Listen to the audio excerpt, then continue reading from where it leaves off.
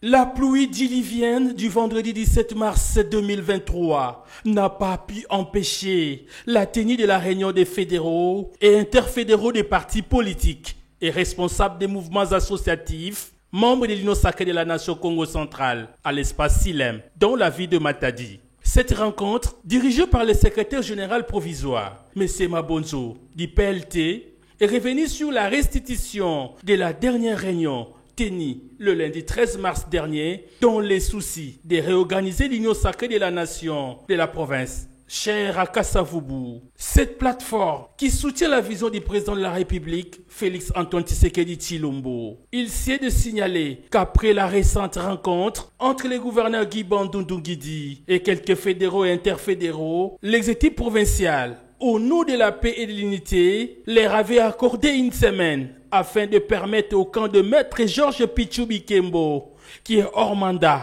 de rejoindre leurs amis.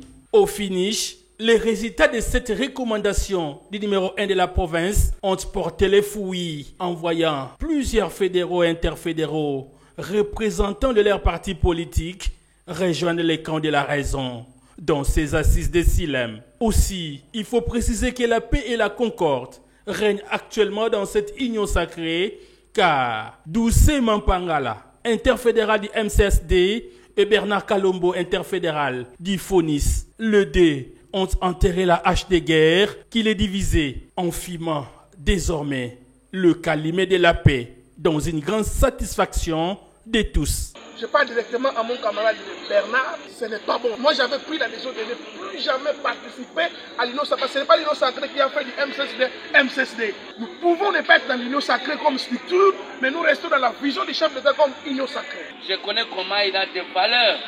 Alors quand quelqu'un cherche des valeurs, il faut lui remettre les valeurs.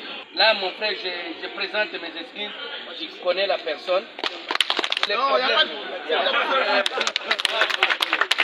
Le dimanche 19 mars dernier, toutes les grandes figures de la plateforme du président de la République étaient présentes, comme les témoins de ces images. Certains fédéraux et interfédéraux estiment que les gouverneurs Guy Bandundu Nguidi étant les représentants du chef de l'État en province, les comités devra lui rendre compte. Et il doit en être le seul coordonnateur, car après cette restructuration qui devra être validée par lui, viendra l'installation du nouveau comité de l'Union sacrée de la nation par les chefs de l'exécutif provincial, a-t-on appris des sources crédibles.